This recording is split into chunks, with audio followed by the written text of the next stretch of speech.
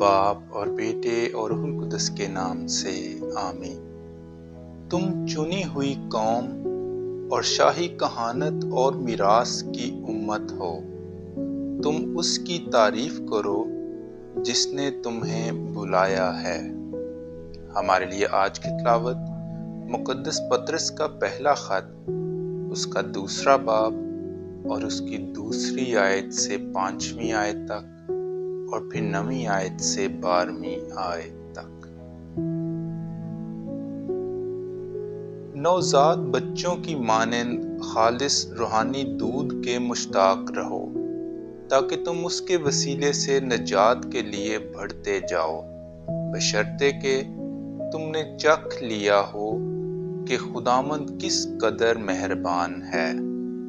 اس زندہ پتھر کے پاس آؤ جسے آدمیوں نے تو رد کیا، مگر خدا نے اسے چن لیا اور معزز جانا، اور تم زندہ پتھروں کی مانند روحانی گھر بنتے جاؤ، یعنی ایک مقدس کہانت جو یسوع مسیح کے وسیلے سے خدا کو پسندیدہ روحانی قربانیاں گزرانے۔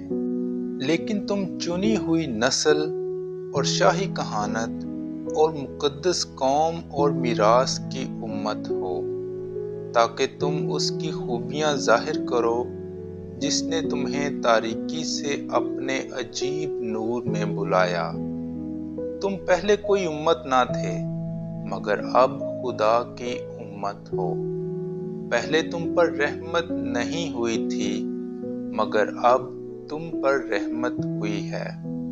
اے پیارو، میں تمہیں تاکید کرتا ہوں کہ تم پردیسی اور مسافر ہو کر ان جسمانی خواہشوں سے پرہیز کرو جو روح کے ساتھ لڑتی رہتی ہیں، اور غیر قوموں میں اپنا چال چلن نیک رکھو، تاکہ جن باتوں کے سبب سے وہ تمہیں بدکار جان کر تمہاری بدگوئی کرتے ہیں، تمہارے نیک کاموں پر دھیان کر کے اس دن جب ان پر نگاہ ہو خدا کی تمجید کریں۔